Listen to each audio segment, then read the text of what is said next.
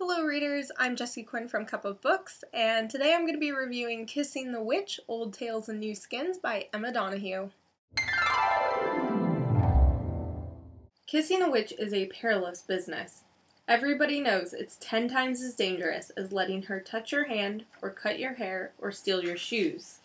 What simpler way is there than a kiss to give power away into your heart?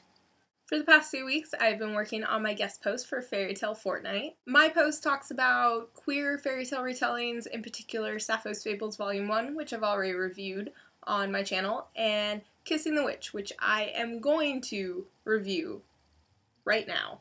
Kissing the Witch is a collection of shorter retellings of well-known European fairy tales. You've got your Grimm, you've got your Andersen, you got your Perrault, that dude who wrote Sleeping Beauty.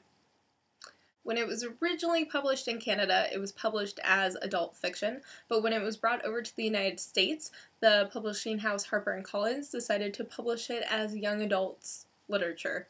I'm pointing this out because when I first read it last summer, I was initially really surprised that I had found it in the young adult section of the library.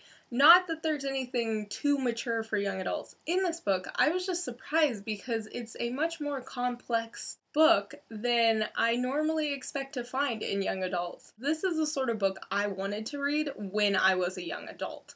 A lot of European fairy tales feature women in prominent roles, so I think it's really cool to see a collection that's doing it from a feminist perspective and sort of critiquing the dichotomies between bad women and good women that sometimes get set up in the original stories.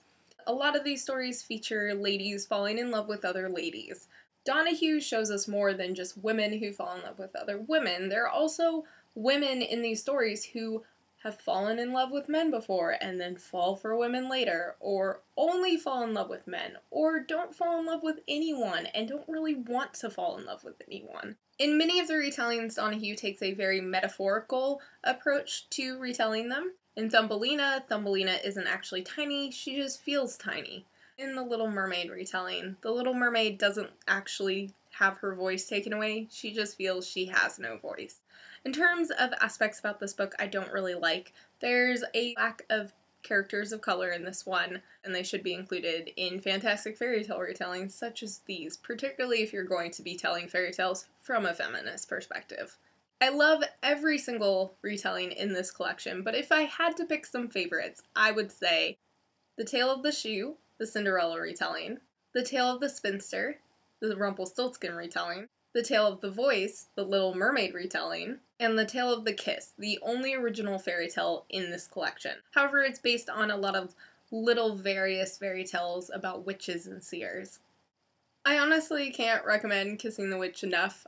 I read it less than a year ago, and upon rereading it this month, I just fell even more in love with it. I think the way the stories are retold are so engaging and so thought-provoking. They're definitely worth a read at least once.